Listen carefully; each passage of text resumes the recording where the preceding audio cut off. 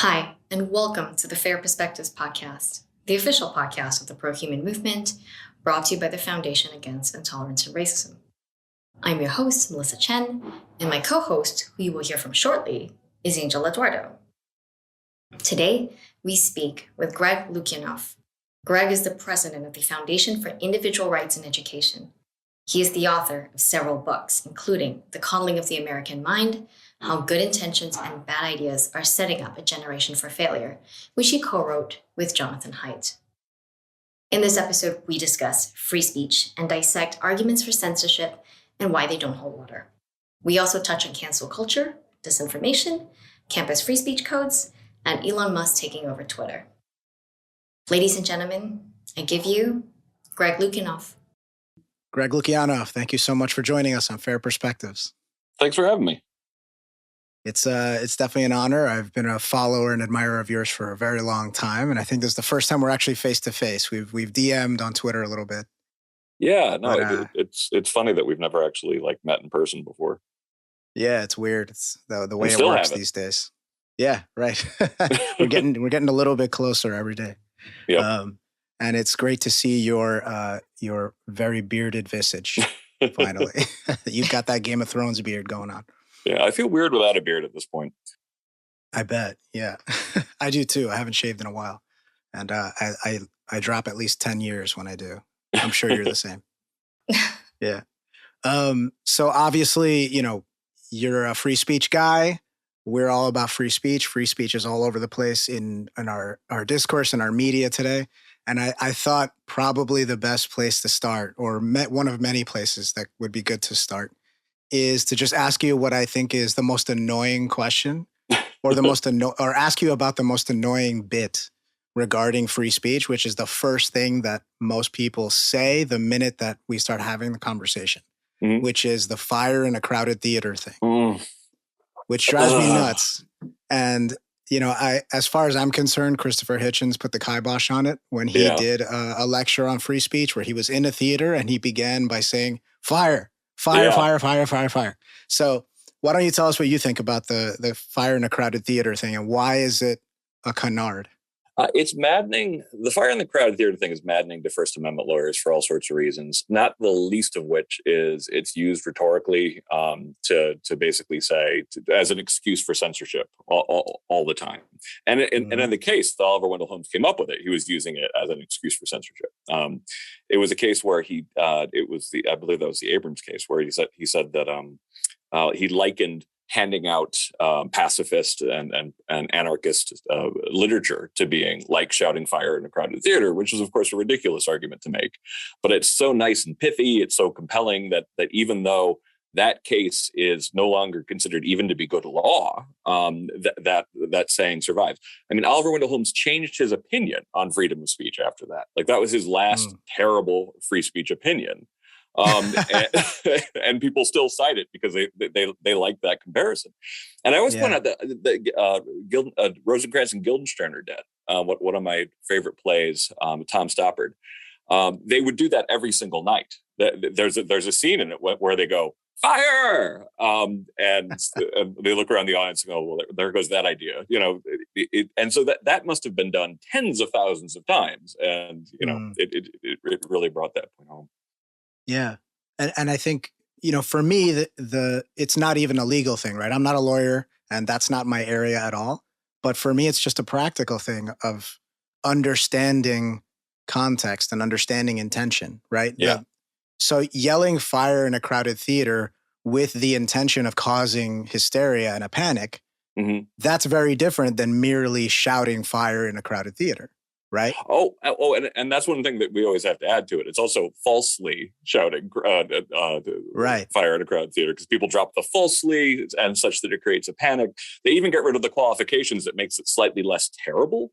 But even then, it's from an overturned opinion. For the rest of his career, Oliver Wendell Holmes was really quite good on free speech. He was the turning point, and it's so funny to cite a pre-turning point on freedom of speech case.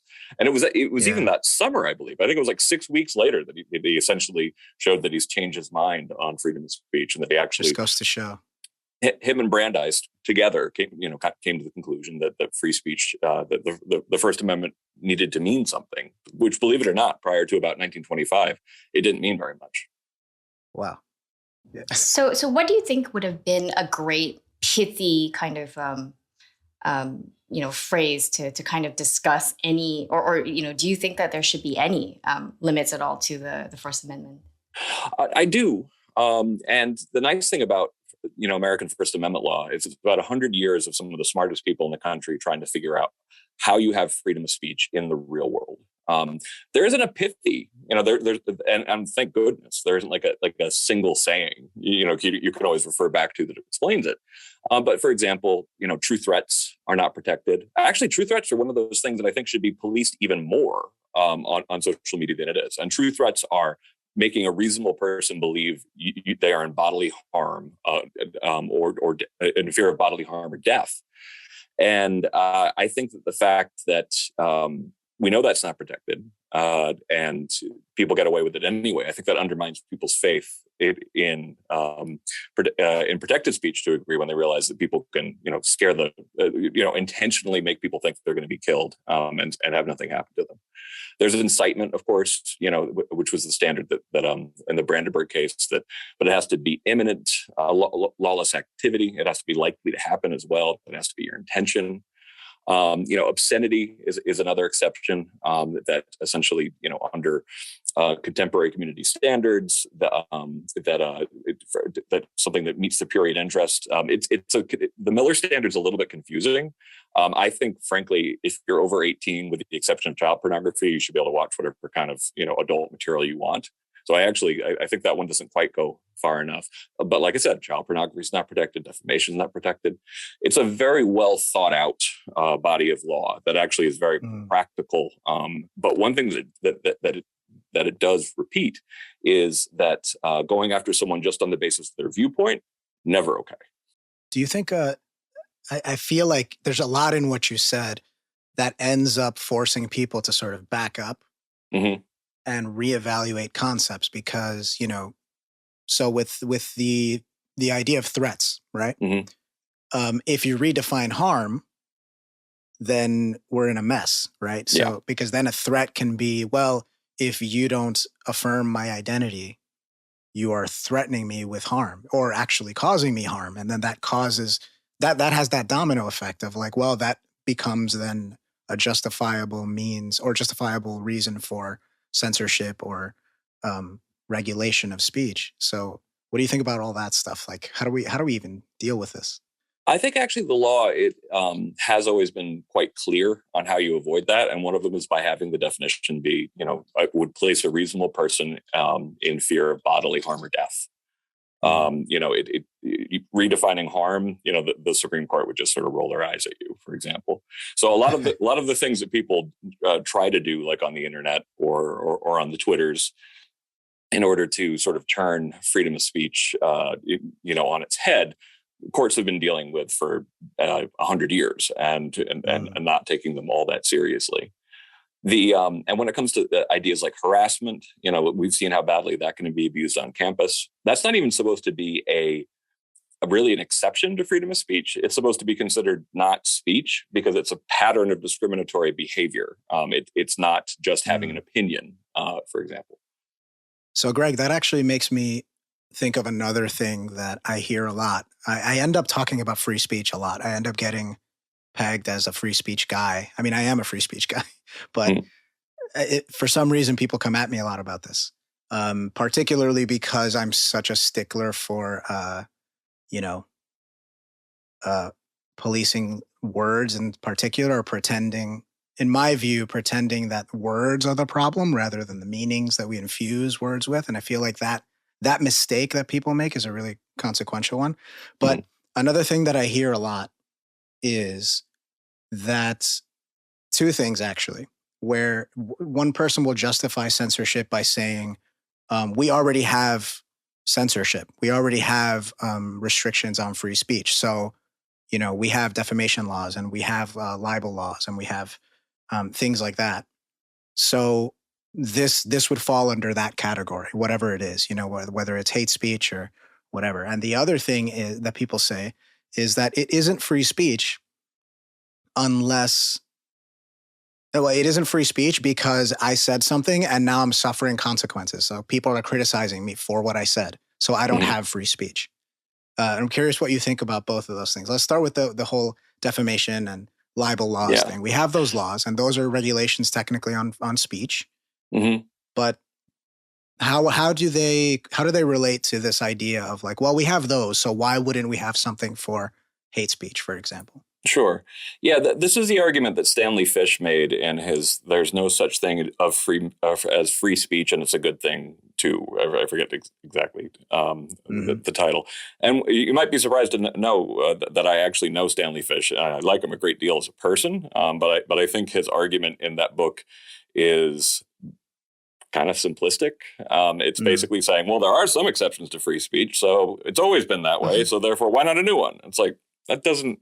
That's not actually the powerful argument that you think it is.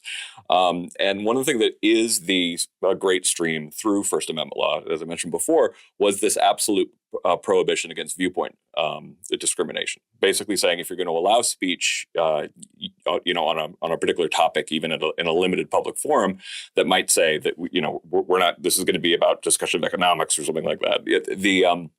You can't actually say. But I will censor viewpoints I like. At least that is, if you're the state.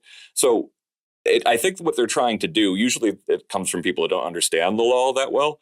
The categorical approach that the First Amendment takes, that essentially, in order to maximize the amount of protected speech we have in the United States, we do something from a choice architecture, psychological standpoint, which is very clever. Which is essentially you have to create a new category, and it has to be narrowly tailored. It has to, it has to be a discrete category, and it can't be just about the suppression of ideas. Okay. And what about this thing about, which to me it seems silly, but this idea that, well, I don't have free speech because every time I say something, people get really mad at me and say terrible things to me. It's like, well, it's not free then. Well, it's kind of funny because there's a difference between what's protected under the First Amendment, which is, pretty much every opinion, but including your right to, call someone a jerk or an idiot for having that opinion, and not making a meaningful distinction between what makes speech more useful. And I talk a lot about this when I talk about free speech culture beyond law. I talk about things like giving people the benefit of the doubt, trying to figure out where they're really coming from, for example, having viewpoint diversity in any group. Because, for example, you can have academic freedom, which is kind of a cousin, like a overlapping Boolean sphere with freedom of speech. But if all, 5 people in your department completely agree, you're not getting the full benefit of freedom of speech. So I did a debate with Ken White over Reason, talking about free speech culture versus free speech law. My opinion is that free speech culture is actually what created free speech law. There was an idea that free speech was valuable, obviously, before there was a First Amendment, or else they wouldn't. Madison wouldn't have put it in wouldn't have written the First Amendment in the first place if that value didn't exist.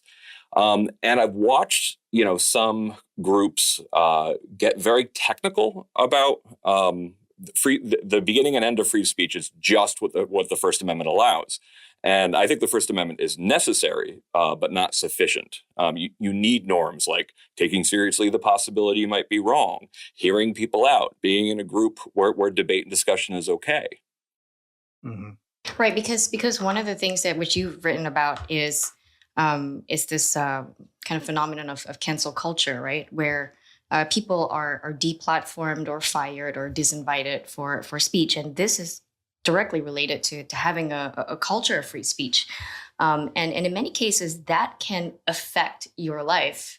You're marinating in the culture and discourse online.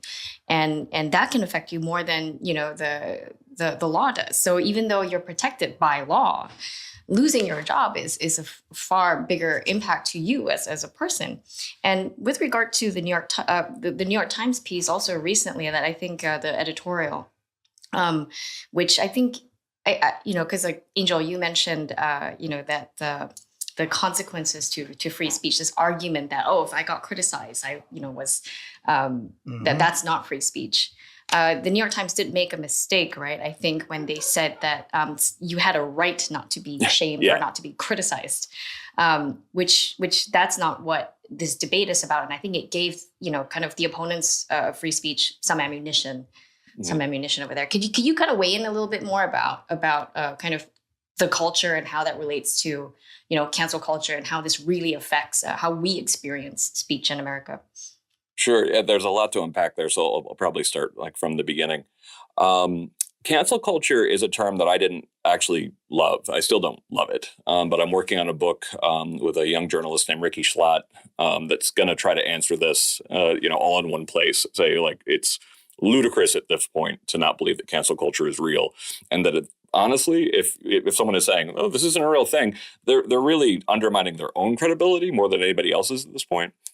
The way I define cancel culture is actually very simple. I've been doing this since 2001. I was a First Amendment defender before that, even in law school when I interned at the ACLU. This was, it's my passion in life. And sometime around 2014, both on campus and off, I saw a huge uptick, an immeasurable uptick at that, of people getting fired, getting expelled, losing, having their careers ruined because of expressing an opinion or making an off-color joke. Sometimes, believing that this had even been done in private, and that was a big change. And it wasn't subtle. It wasn't like that there was this gradual shift towards cancel culture. It was like I talk about it, particularly on campus, like lightning struck. It was the end of 2013. You start seeing things I'd never seen before on campus, and in this case, it was student driven. So one of the things that we started doing, because, I would say that in my career, there are a couple moments when things just got a lot worse. 2007 was a really bad year for administrative censorship. My first book, this is on campus, Unlearning Liberty, is really about, I'd say about 2001 to 2011. And 2007 was a particularly bad year, like really aggressive ideological programs like at University of Delaware, for example. But it was 2014 when I started seeing the students being suddenly bad on free speech, demanding disinvitations, demanding new speech codes, demanding things I previously had never heard of, like microaggression policies or trigger warnings. All the evidence, by the way, trigger warnings don't help. There's some evidence they're actually harmful, and I'm sure they are harmful to professors' willingness to talk about, to teach controversial ideas.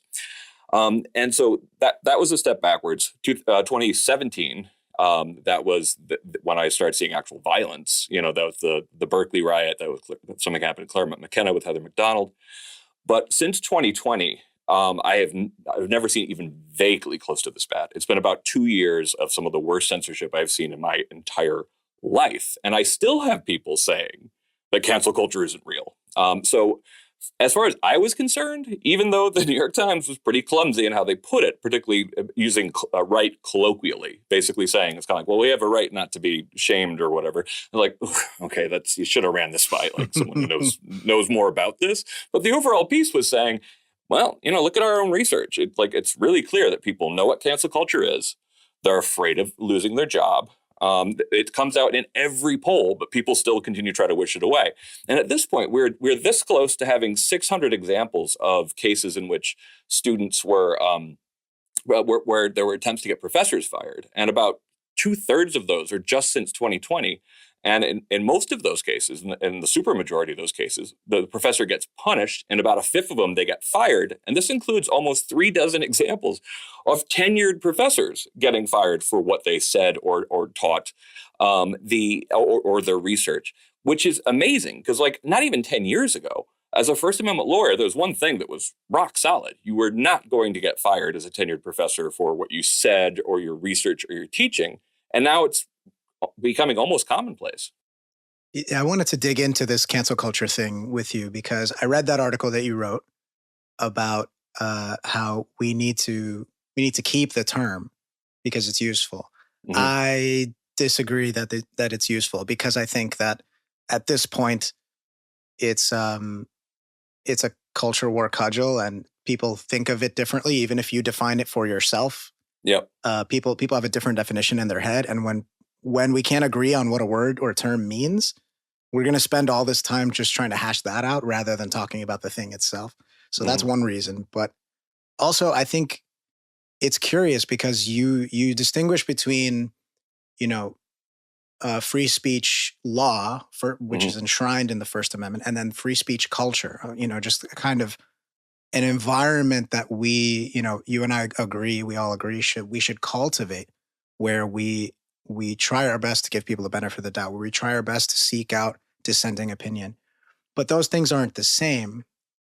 And they're distinct in many important ways. But in your definition of cancel culture, which I have right here, which you wrote as, it's the measurable uptick since roughly 2014 of campaigns to get people fired, disinvited, deplatformed, or otherwise punished for speech that is or would be protected by the First Amendment.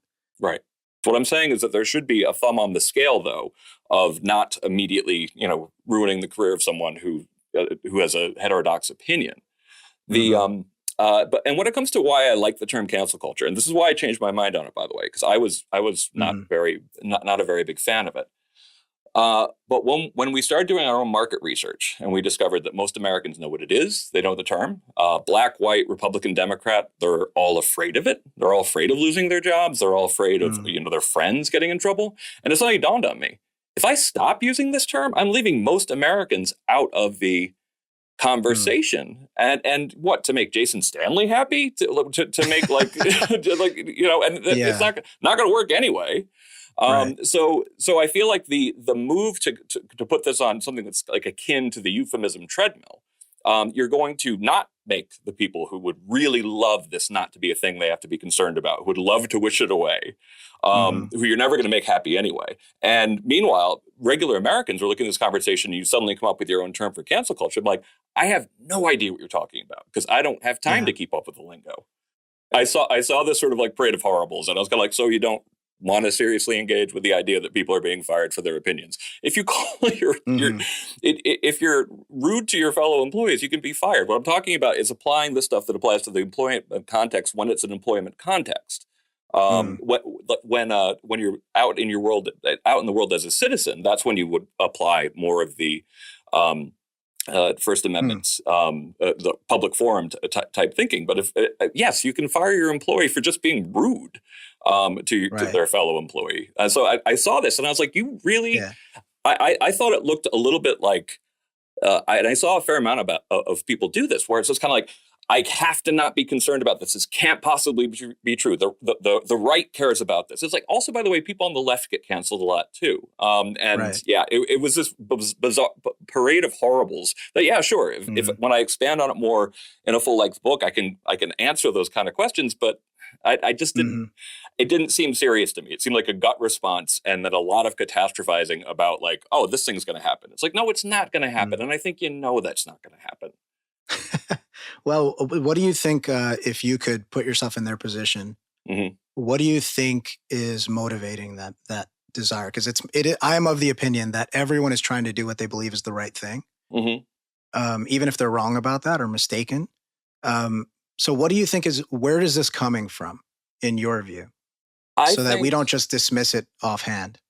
I generally don't dismiss it offhand, but at this point, the evidence is so overwhelming that you just have to give up on. Some people who it's like, okay, I get it. Like, it would be very difficult for you to accept that cancel culture is a real thing and something really did change in 2014. But if I marshal 600 examples, from just from 2015 of professors, like I said, tenured professors getting fired, it's like, okay, I don't think you could ever be convinced that this is a problem. So I do think that, I think that people think they're doing the right thing. And I think that for a lot of people, particularly on campus, there's an idea that if we give anything over, if we admit that there's a problem at all, that's basically making us morally equivalent to the bad guys, to Republicans. Right. And I think it's honestly, it's a lot of, I think at this point, it's largely stubbornness and an unwillingness to admit that you were wrong. That's normal. That's a very normal motive. But at this point, my patience is largely over. And here's the thing. The way people argue on social media is just maddening. And so there's just so much you can actually engage with it after a certain point. And it ends up being I call it the perfect rhetorical fortress. There are like a million different ways to sort of get out of having to take someone else's argument seriously. And the number one is whataboutism. Basically becoming like, what about this other thing? And since I have a large organization, generally like when they bring up, particularly when it's on campus, what about these 50 professors who also got in trouble who are on the left? I'm like, you know about them because Fire defended them, but that's not, like that, and that's swell, but you're running out the clock for us to actually have a meaningful talk about a phenomena that all the polling shows that there's a problem. That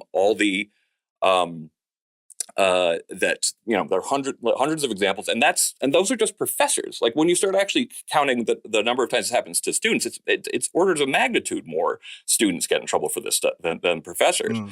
It's definitely one of those things where I think at a certain point you have to convince the people you can, and shrug.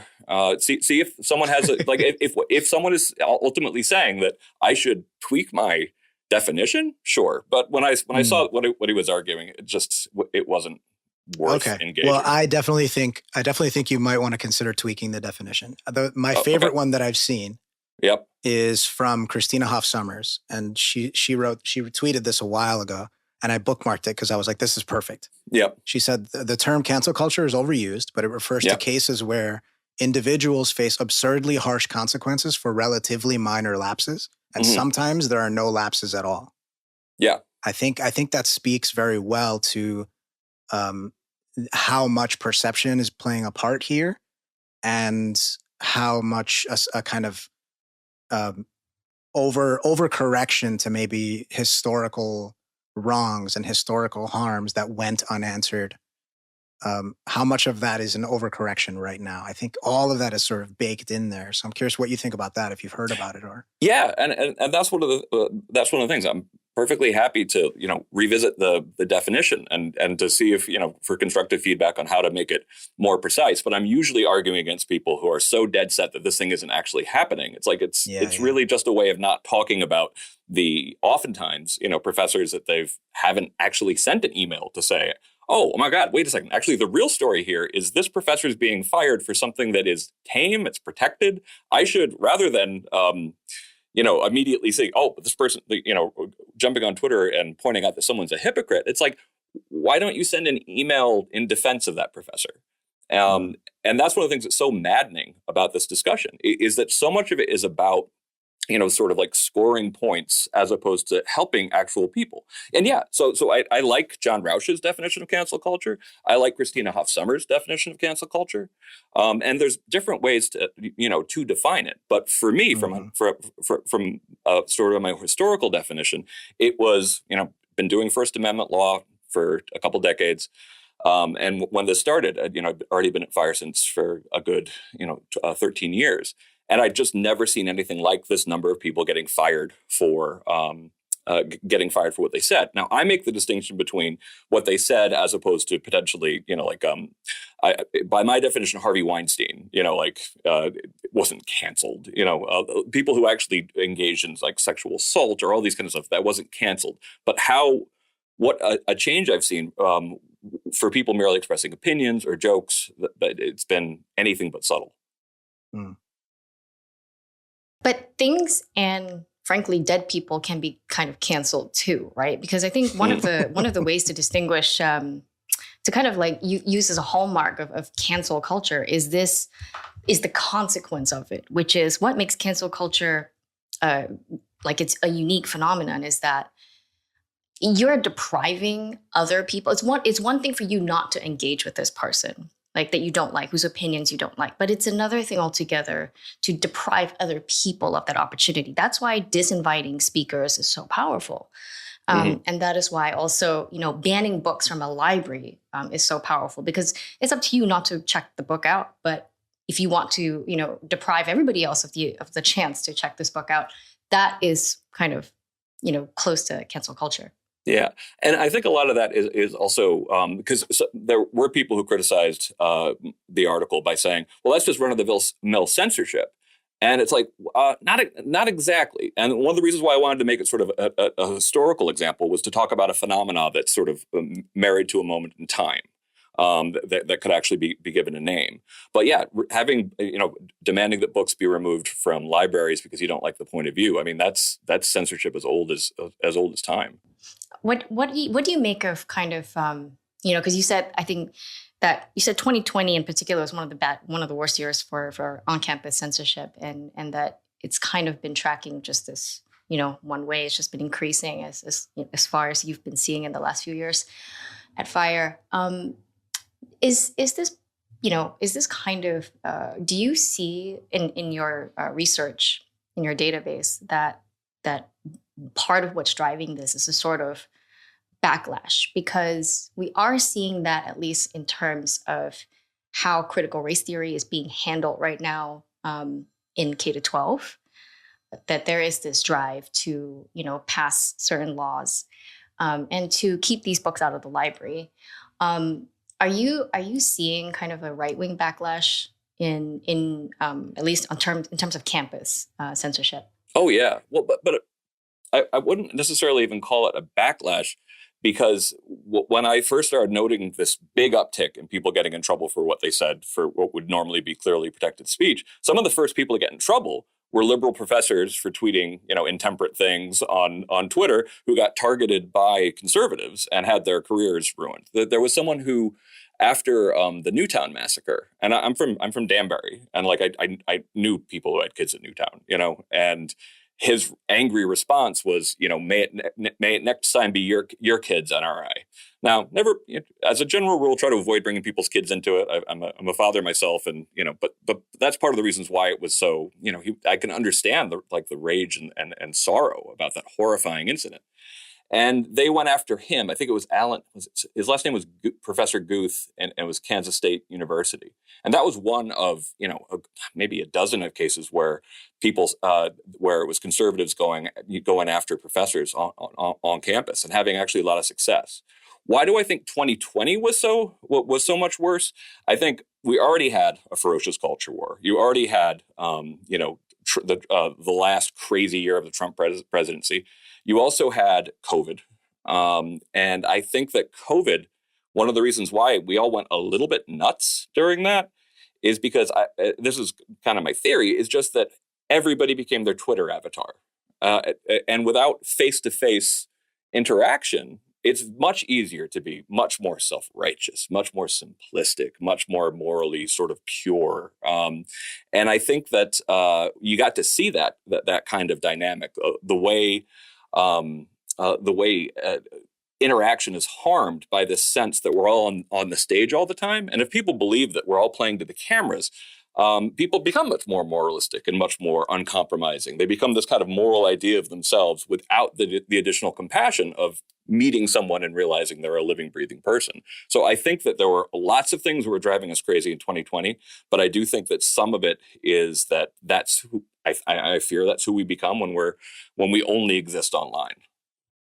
I wonder what you think about what is the impetus for this, right? Because the 2020 and all the stuff that you mentioned kind of sets the stage, right? But there has to be some urge that the climate that we ended up finding ourselves in was satisfying.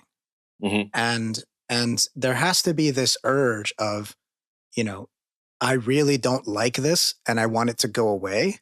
And then just, I feel everyone has that, right? Like, I would really rather not hear this. I would really rather people not, discuss this because I think it's so terrible. But it's interesting that some people have different instincts about whether they should indulge that feeling. Where do you think that comes from? Because I know for me, I've been the guy who has been shut up before. And so I value very much the ability to speak, even though someone doesn't like it or is completely misunderstanding me. Right. I've been shut up for the wrong reasons as well. Like, just because people didn't get what I was saying. But what do you think? I wonder. Well, there's a reason why I call my blog The Eternally Radical Idea, because it's a question of what's the weirder thing, human social conformity pressures or freedom of speech. And historically, freedom of speech is by far the weird innovation. And it doesn't come naturally to us. It's fragile. because people want conformity. They also like the feeling of sometimes being superior. Sometimes you're genuinely afraid of new ideas. Sometimes you're absolutely correct in someone else is being cruel, and your moral impulse is to like, this person needs to never work again. So all of these sort of conformist instincts, they're very tightly tied to our existing moral emotions. Like my friend Jonathan Haidt writes a fair amount. He talks about morality binds and blinds us, is the way he puts it. So I think that these are all much more normal. It's much harder to live in an environment where even if you think someone's opinion is evil, that they still have a right to it. That's a difficult thing to maintain. So I actually think that freedom of speech has to be actively explained. It has to be actively defended because it doesn't come naturally to us. I honestly think that one of the reasons why we ended up with free speech as a concept was just because nobody could conquer all of Europe, and eventually some of the parts that couldn't be conquered, after the printing press came out, they started like, wait a second, there actually are some advantages to this. Particularly maybe we could have a democratic government. Turns out we're learning things. I feel like we almost stumbled into the value of free speech, and then it became kind of like, this is actually really helpful towards human progress if we actually are loosen up the reins on who's allowed to say what. It seems to me that it's also connected to it seems to me a symptom of how disconnected we feel from one another, right? Because I can see, nobody wants their speech to be restricted, right? I want to be able to say whatever I want to say because, of course, I'm reasonable and I'm good and I'm trying to do the right thing. So if you're trying to restrict that, you're actually impeding on me doing the reasonable and right and good thing. But no. What you're doing is awful, right? And it seems to me that people can't flip the switch there and just kind of look at it from the other perspective and understand that the other person feels exactly the same way. There's something disconnected there. Well, and here's the thing: like when I had my breakdown back in 2007, I had a mental breakdown in 2007, partially because of the culture war. I got suicidally depressed, and I had to be hospitalized. That's what got me into cognitive behavioral therapy, and that's what led to my work with Jonathan Haidt, making the argument essentially that the same habits that might make you a censor can also make you anxious and depressed. These same mental habits can be very bad for you. But I was studying Buddhism at the time, and I always had this issue with the kind of Buddhism I was studying. It was Shambhala Buddhism, was kind of like the sub-brand, if you want to call it that, was that there's this idea of essential goodness, that essentially the world is essentially good. And I could believe that, but only to a point, because I do believe that human evil exists. Generally, it's a sociopathic desire to cause actual harm to other people. It's rare, is the good news. Right. But it exists. So we also have to acknowledge in some cases there are people who deserve to be canceled. There, Vladimir Putin. I'd like as far as someone being an exception to my general opposition to war crime executions. I think there are people in there who qualify by any reasonable definition as being evil. So I don't think necessarily I think it's generally true that people are doing the best they can, and that generally they come from good motivations. But the maliciousness of some people, the untrustworthiness of some people, can actually complicate that narrative too. Particularly in a situation like the culture war, where the worst parts of both sides, or as far as they're concerned, probably the best parts of both sides, they think this is a struggle of good versus evil. So anything's warranted. Sure. Oh, yeah. Right. I was just saying that I think it's useful to think of free speech, which you said is rare and honestly very abstract. And I think it's very difficult to get humans to buy into that abstract idea. It's helpful to think of it in terms of adaptive and maladaptiveness. So when is free speech adaptive and when it's not? And it obviously depends also on just the level that you're talking. Is it adaptive for you as a person in power? Mm-hmm. Is it adaptive for the whole society? And what's interesting is, we're speaking at a time when, the Russian invasion is looking like it's not going very well for Russia. Mm-hmm. And also things that are happening in China that that looks, very heavy-handedness in terms of suppression of like COVID policies, lockdowns, but also not allowing people to talk about the problems that they're facing. They're going through food shortages, and they had to censor people complaining on Chinese Twitter, Weibo, because they don't want those problems to get leaked out. And what we're starting to see is kind of these authoritarian type leaders getting bad information, whether it's Putin's military commanders giving him bad intel, oh, this was going to be an easy invasion, and him kind of, being completely blindsided by this. And Xi Jinping as well, right? And so you're starting to see there are global, because, free speech is really on the decline globally right now. Since 2005, And so, can you weigh in a bit on the global context and what it's saying right now about authoritarian countries that we're watching? What you're saying is so perceptive, and it's one of the reasons why I'm a long-term optimist for freedom of speech, not necessarily a short-term one. But really, and the reason why I'm a long-term optimist is because freedom of speech works really well. And what do I mean by that? There's something that I didn't know until I read Cass Sunstein's one of his many books, talking about this report that I believe was George Marshall commissioned right after World War II to try to figure out why was the U.S. on the winning side of the war. And one great thing in there that he points out is we have, even though there were restrictions during World War II, we had a comparatively free press that the Japanese Empire didn't have, that the Nazis didn't have, and of course, the Soviets didn't either, but the Soviets were an ally. And he points out this is a major advantage because you can openly talk about problems, and then you find out where the problems are, what those problems are. You get better information, and then you can actually fix things. Meanwhile, like in the Nazi system, it was just such a not just an evil system, but a deeply corrupt system where people were very afraid to point out anything was wrong to Hitler or any of his little sub-Nazis underneath them.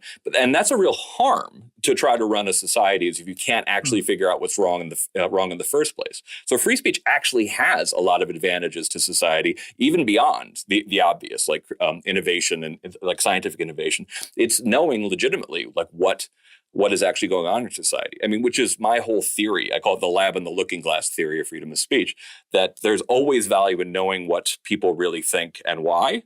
And meanwhile, I wrote an article about this right at the beginning of coronavirus. Like, if you could imagine a situation in which China had a free press, I honestly think there's a good chance that it never would have gotten very far to begin with. Because as soon as you start having a mystery virus, clustered, I think we could have had a much more comprehensive response to it very early on, if it hadn't been suppressed. So I think that there is a big disadvantage now allowing free speech in your society.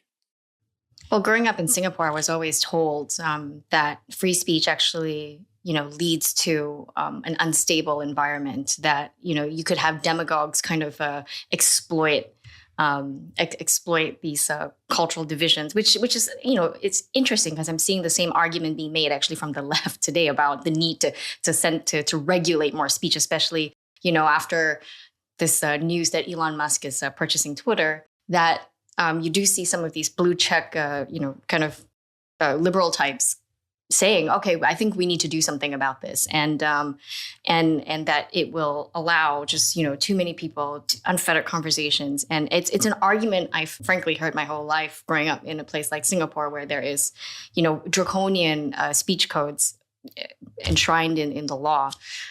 So it's interesting to see this same argument being peddled now by the left with regard to this, brave new world that they're afraid of with Elon Musk as our overlord. Yeah. Well, and it's one of these things where I had also bring Stanley Fish up again. I felt like Jeremy Waldron, who's like one of the leading sort of advocates of hate speech laws, reading his book, I felt like he didn't understand how politics works, essentially. And this is something that I have to explain when I go onto campus, because talk about misinformation. I feel like we have a generation of young people misinformed about the historical role of freedom of speech, because I believe that they're being taught that free speech protects the three Bs, the bully, the bigot, and the robber baron. And I always have to explain, okay, robber barons, let's say that you mean the rich and the powerful. Well, guess what? Historically, the rich and powerful do pretty well because they are rich and powerful. Like, kings went to the rich and powerful in order to borrow money, and that led to some of the early parliaments, for example.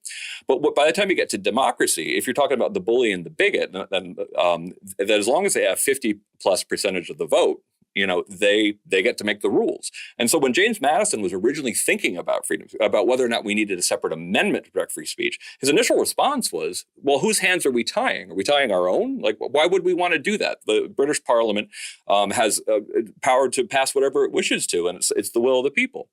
But he gradually came around to the idea of, oh, yeah, actually, we are going to be tying our own hands because we don't want this to turn into a seesaw situation where every 4 to 6 years we go from one side being censored to the other side being censored.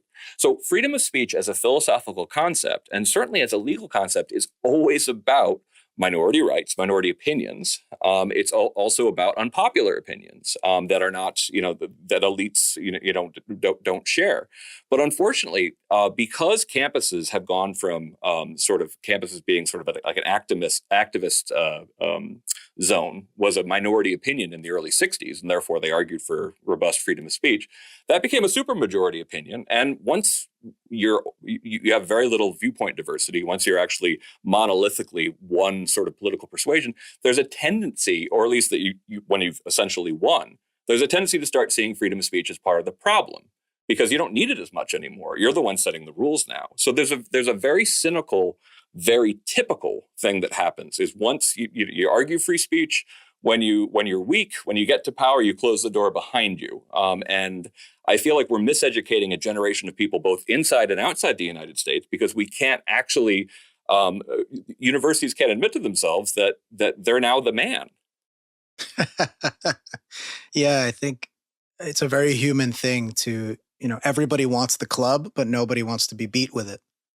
Right.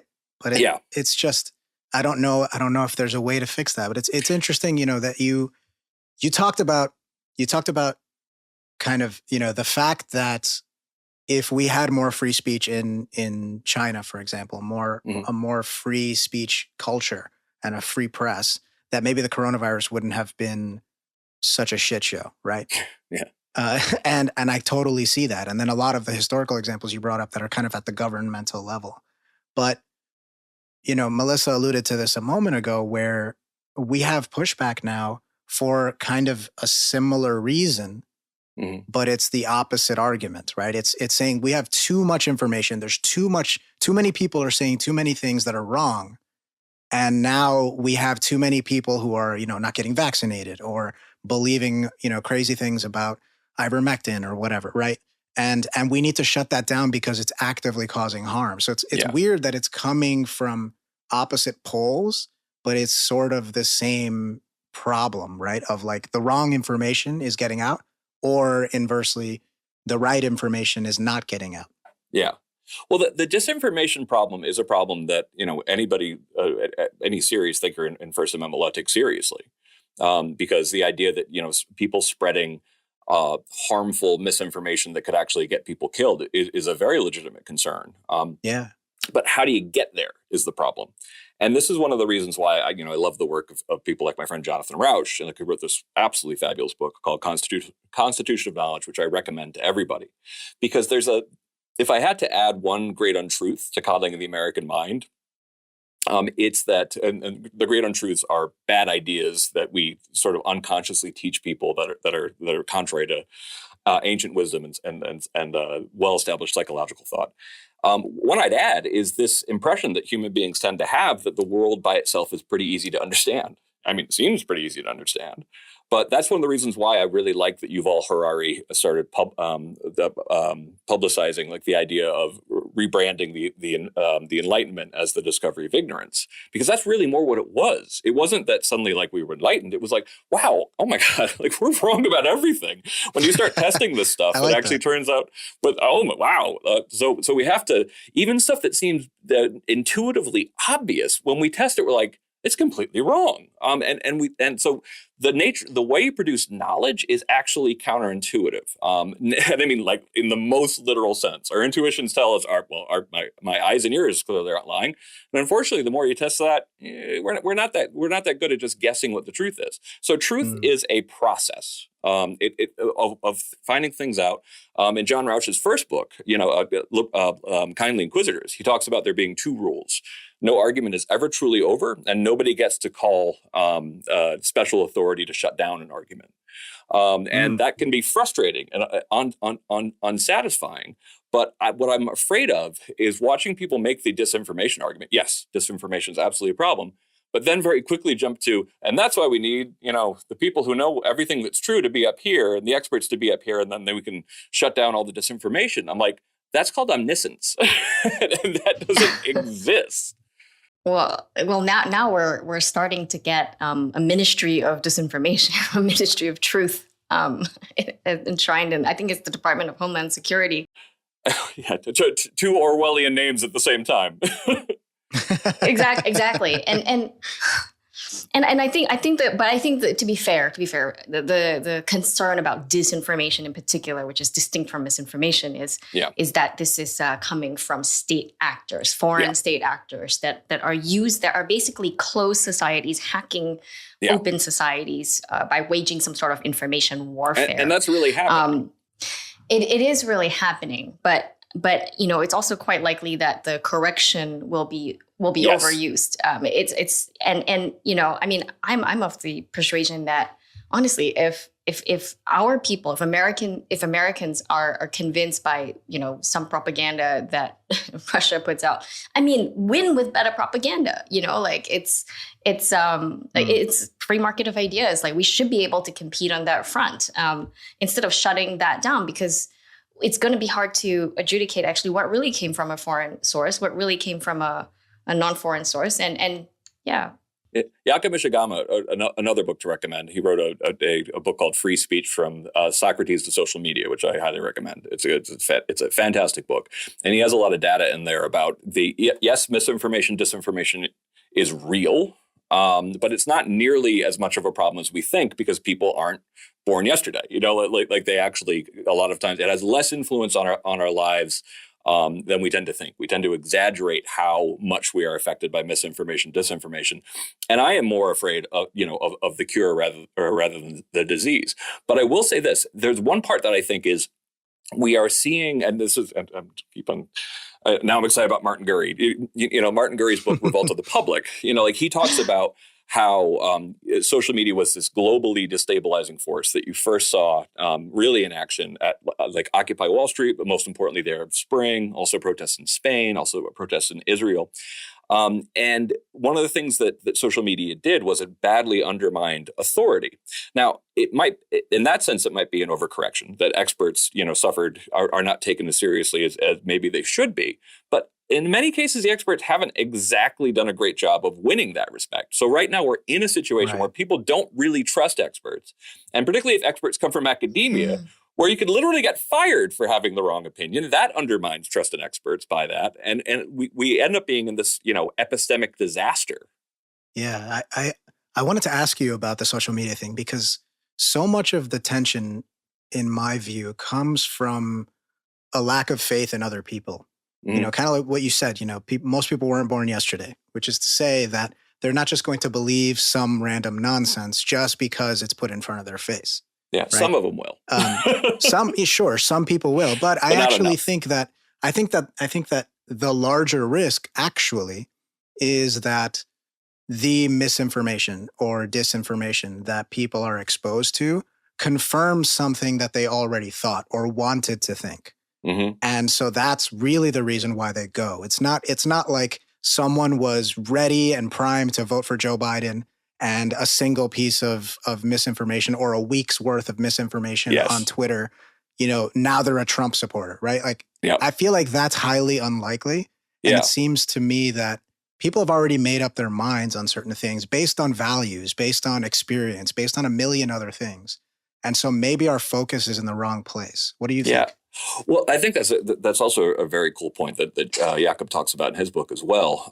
That there's interesting research indicating that even Nazi propaganda, like one of the most comprehensive propaganda machines that ever existed, wasn't very good of making anti-Semites out of people who weren't already anti-Semites. Right. And I can't, speak to the methodology there. I can't, vouch entirely for the research, but it does make a point that seems to be intuitively true. It's not as if, like you said, it's like, I was going to vote for Biden, but then I saw this like one thing I happened to be on Breitbart or something like that. It's like, right. So you're going to vote for Biden, but you're on Breitbart. Like some of it is really just people, getting more information for the position they already agree with. And that's Cass Sunstein's kind of like hydraulic idea of group polarization. That essentially, if you're in a bubble, you just get more and more and more literal number of arguments on your side. And I think that the social media really plays into that part of polarization. That if you put yourself too much in a bubble, you get 100 times more arguments on your side than on the other. Also, me and Haidt point to the fact that there's that other element of that where you get this tribal identity. So, must I believe it or can I believe it? Kind of distinction. Mm-hmm. Mm-hmm. And you touched on it actually, but I wanted to ask you, tell us about the Weimar Fallacy. Yeah. This is one of these things where one of the most consistently used arguments against freedom of speech in theory is one largely popularized by Gene Stefanik and Richard Delgado of speech code fame.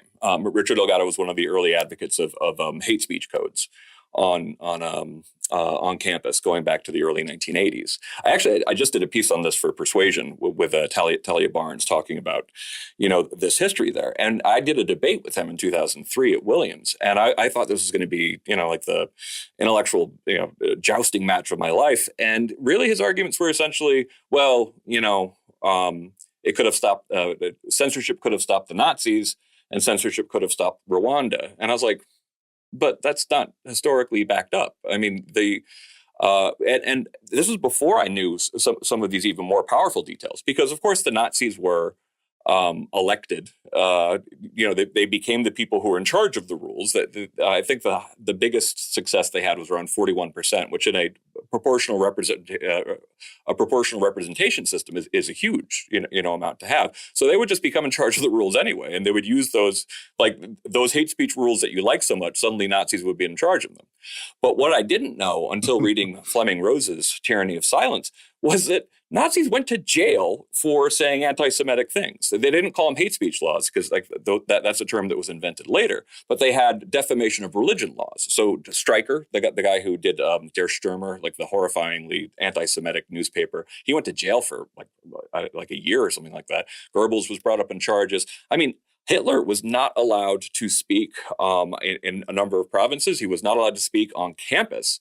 And he made big posters of himself saying, with tape over his mouth, saying only one man. And it's funny, out of 2 billion people in the world, because it reminds you that it was a smaller world back then, only one man cannot speak on Germany's college campuses. So he actually used it to his advantage. He used it to his advantage to play himself as the victim. Hitler loved playing himself as the victim. It's all over Mein Kampf. He feels very, very sorry for himself. He's a pathetic fool. But they did actually try to clamp down on hateful speech in the 30s, and it actually made them stronger. But there was a really simple solution. Rather than going after opinion, Weimar needed to be cracking down on right-wing violence because they were having street fights. They were murdering communists. That essentially, if you clamp down, and of course, the reason why Hitler was in prison in the first place in 1923 was he tried to overthrow the government. He killed his group, they killed a police officer in the course of this, and he's sentenced to almost no time in jail. And again, when I brought up the idea of the death penalty for Putin, I don't think even the staunchest opponent of capital punishment would feel all of that bad if Germany had decided to, this guy tried to overthrow the government, that's treason, or put him in jail forever. The world would be much better off if Weimar took violence more seriously and clamped down more on violence. It wasn't that they took free speech too seriously, because they didn't take free speech that seriously. Wow.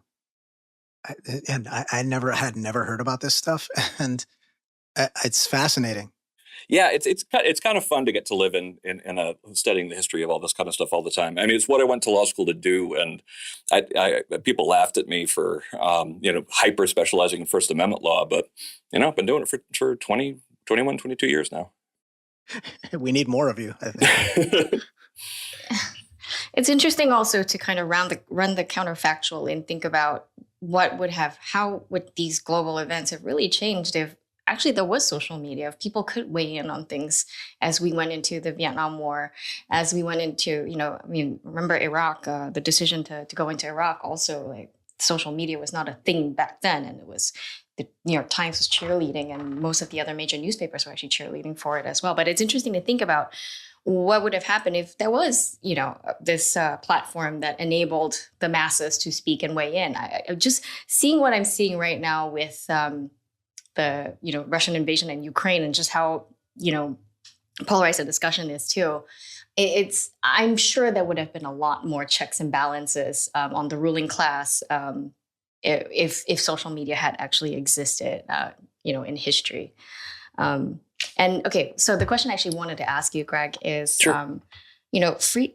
Free speech right now is seen as the domain of the right. I think that's why there's so much anxiety about anyone kind of paying lip service to free speech, like Elon Musk is seen as right wing, and I think that's very harmful to the cause of free speech, to the work that you do at FIRE, for example, and to some extent the work that we do at FAIR as well. So how do we change that? How can we wrestle that back? Because I think as long as this is happening, it's very easy to shut the argument down because then it's not even worthwhile engaging, because anything right-wing or conservative is now automatically branded as just evil. And so how do we, it seems like part of what we need to do is change this mindset. And do you have any idea of how we can do that?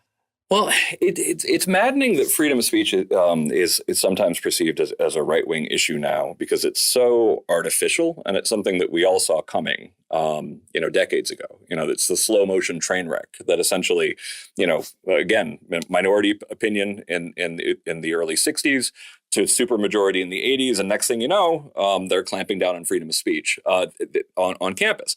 The best resistors of that, to a degree, were actually true liberal professors and administrators who are like, no, we still believe in freedom of speech. But after a while, they die off, they retire, and then suddenly, because campuses can't admit that they are very powerful, they miseducate people about the role of free speech in human history. Now, this is something that I want every single young person in the United States to understand.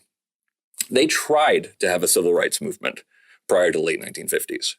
They tried to have a women's rights movement well before the late 1950s. They even tried, and this is one I only found out more recently, they even tried several times to have a gay rights movement prior to the late 1950s. What changed in the late 1950s? A greater appreciation for free speech culture, which actually does come out in the polling. Jeff Sachs was kind of surprised when he saw some of the polling that indicates actually as a popular value, it was surprisingly strong in the 1950s. But then it also became legally strong after the second Red Scare. And you ask any of these activists themselves. You talk to John Lewis, who used to live in my neighborhood. Like his quote on it couldn't be more beautiful, which is, without freedom of speech, without the First Amendment, the civil rights movement would have been a bird without wings. And this was echoed in including Dr. King, would talk about the importance of freedom of speech. One of his actual literal last speech was about, somewhere I read of the freedom of speech.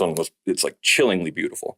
When it comes to the gay rights movement, Jonathan Haidt points out it wasn't just that the advocates for gay rights and the gay people themselves took advantage of free speech, which surely they did. But it was even helpful, actually really quite helpful, for people to hear how despicable a lot of their opponents were. They were a bunch of closed-minded bigots. So, if you care about women's rights, if you care about gay rights, if you care about civil rights, freedom of speech is what brought that to you. And I want every American to know this. And when it comes to the idea of just, you frame something as conservative, first of all, pointing out that free speech has benefited everybody, but if anything, it's benefited people on the left historically more than people on the right. But I do want to just start pushing back on this idea.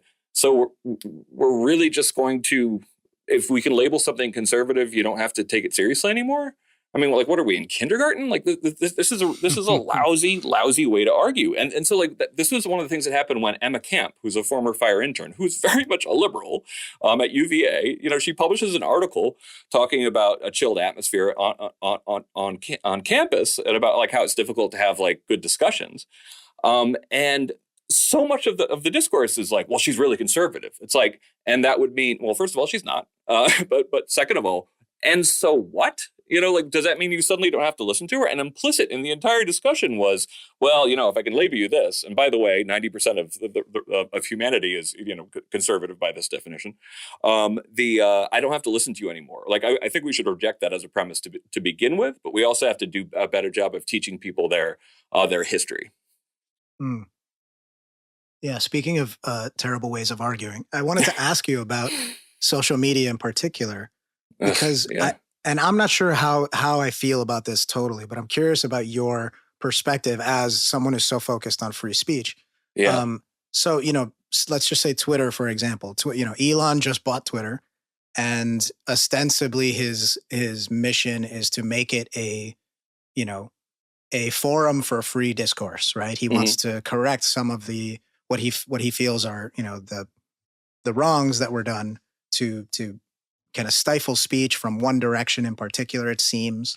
But anyway, I think that brings up a number of interesting sort of predicaments, which reminds me of, thinking back to the time Donald Trump was finally booted from Twitter and the reaction to that. And I'm still unsure about how I really feel, because on the one hand, Twitter is a private company. It's owned by people, and they can set their rules and parameters how they like. And so that they have every right to eliminate whoever they want for whatever reason they want. But on the other hand, it is being treated as a public square, whether it is one or not, right? It's being treated as one. And if it's going to be treated as one, that sort of starts to push against some of those points on the one hand, about them having the right to remove whoever they want. So what do you think? What should we do there? How should it work? How could it work? Yeah. How do you feel about this? Kind of early on, before it really even looked like he was going to, when it looked like he was actually backing away from buying Twitter or, trying to take it over during that like weird faint moment. I did an open letter to him saying, listen, I saw that. You don't have to be bound by the First Amendment, although there are people, like there are politicians who would love to do that. But I urge you to avail yourself of its wisdom. 100 years of some of the best thinkers in America trying to figure out how you have free speech in the real world, as I mentioned earlier. That doesn't mean that every single, First Amendment protected thing you have to host. But, if you're going to call something threats, then there's a great definition of threats that actually makes a lot of practical sense. And you can say that we're tying ourselves to that. Incitement, same thing, and that if you are going to have exceptions, take advantage of this pre-existing body of wisdom. Is the argument. One thing that was particularly, and of course, like this happened to me with University of Austin. University of Austin is this experiment, that Pano Canales and Joe Lonsdale and a bunch of other people are doing. Barry Weiss is involved with it as well. In order to start an entirely new university. And I got invited to on Jane Coaston's podcast for the New York Times to talk about this. And it seemed like it kept on coming back to like, but Greg, this will work out this way, right? And I'm like, I don't know how it's going to work out, but shouldn't we all be wishing them well? Because like just on cost and administrative alone, not even getting into academic freedom and free speech, like we need some high quality, high rigor alternatives to the currently ludicrously expensive, inefficient model. And I feel the same way about the Elon Musk thing. Do I know how it's going to work out? Of course I don't. Nobody does. Right. But should we be hoping that it's better for free speech? And I would like to think that for most Americans, and actually this comes out in polling too, again, right, left, black, white, all demographic groups are pretty good with freedom of speech, with the exception of the relatively small percentage of people who run Twitter. And there was a Hidden Tribe survey that labeled the top 8% of America in terms of wealth and education as progressive activists. And interestingly, it was the second most white group as well, right next to the most far right groups. And that essentially it is kind of funny because that it's like a small percentage of a small percentage have been taught that free speech is actually part of the problem. But boy, are they powerful on Twitter, because even just the mention of freedom of speech was like, oh no, it's like we all saw this coming, but the extent to which that's part of some of the groupthink on Twitter is that free speech itself is now this tainted term. That was deeply troubling. And you would think that someone arguing for more free speech on Twitter, even 10 years ago would have been like, right on. But now there was like gasps and shrieks. Right. So your position sounds like pessimistically optimistic. So like basically there's nothing we can do per se, but we can kind of advocate and try to influence. Maybe if Elon is in charge, we can kind of, hey, check this out. This would be a good way for you to kind of structure things. Oh, I think there's a lot that we can do. Okay. I think that there's a lot that we can do. And actually, Angel and Melissa, I think you already do a lot of this, which is try to have better arguments on Twitter. Try to hear each other out. Try to actually, because the thing is, it's like, yes, there are awful arguments on social media, just completely like, oh my God, this is so frustrating. Like, why did I even bother engaging? But I see an awful lot of people like, okay, that's your perspective. I think of this thing. And like, there actually, believe it or not, are constructive dialogues going on Twitter. Like, I feel like I live in a comparatively like good neighborhood on Twitter, because people, they'll crack jokes and they'll discuss things, they'll disagree. And some people won't entirely flip out. One of the things we can do is just not accept that it has to be a hell site, to be curious about what other people genuinely think, to know where they're coming from, which I think that you model really, really well, partially by starting from the position, sure, some people are dishonest, and sure, some people aren't worth engaging with, but I'm not going to start from that perspective, because I know there are plenty of people out there who are worth engaging. And that's where I had the second part of my open letter to Elon Musk. And this is going to sound silly, but I still have a little bit of quite a bit of the techno-optimist in me. Yes, billions of people in the discussion is going to be highly disruptive. It's going to have all sorts of negative consequences, but we shouldn't give up on the idea that it could actually lead to something better. Because here's why. Printing press, that added millions of people to the conversation. It was necessarily going to be disruptive. There was no way to put the genie back in the bottle, in 1510 or 1521 when Henry first tried to clamp down on it. And it had some really horrifying results. The witch trials increased in number because people were able to publish the basically the handbook for how you tell someone's a witch, which is just dark, ugly chapter of human history. But also there were 200 years of religious war. So it was with serious costs. But ultimately, we have this institution of disconfirmation. We have suddenly, with all that many more people part of the conversation, you could actually figure out what was true, at least what was not true, much more quickly, with many more minds concentrated on that. We now have the biggest collective brain that's ever existed. We do waste a lot of it on, cat photos and silly culture war stuff. But particularly if we remember some of the rules of good argumentation, I have not entirely given up on the idea of like having, I sometimes call it like a stream within Twitter, where it's essentially about like, let's have a serious conversation about like, what do we think, about this, and what am I missing in this theory? And that you can actually have a high standard for what the upward potential of social media is. I think that by modeling that behavior, by asking for something more sophisticated, but not being so pessimistic about the way social media is now, is definitely not the way social media is always going to be. Cultures adapt, people adapt, but to also remember that there's an upward potential to it, which is literally unprecedented in human history, to have this many people be able to talk to each other this easily. What about your solutions for higher education? Ugh. What do you think is, let's say there is a couple things, maybe the top 2 or 3 things that right now, snap of the finger, that you could do, that we could do as a society to tip the culture away from this censorious, fragile culture that's going on right now at universities. Is it something to do with, gutting the administration? Is it viewpoint diversity? What are the top 2 or 3 things that you think we could do as a society to change that? It has gotten so much worse in higher education just in the past couple of years. I'm much more pessimistic than I was previously.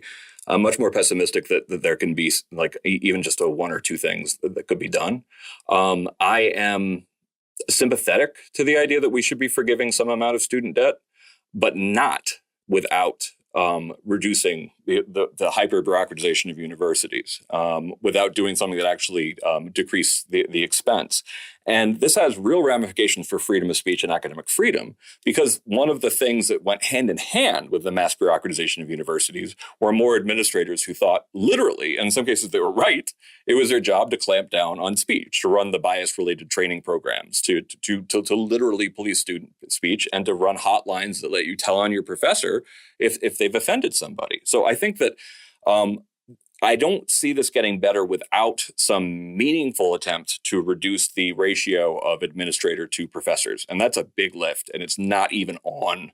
It's not even it's not even being considered at the moment. Meanwhile, we're the Biden administration is considering forgiving a lot of debt, which is essentially reinflating the bubble. They'll have no incentive to ever meaningfully reform if this influx of cash is always going to be coming in and then magically forgiven.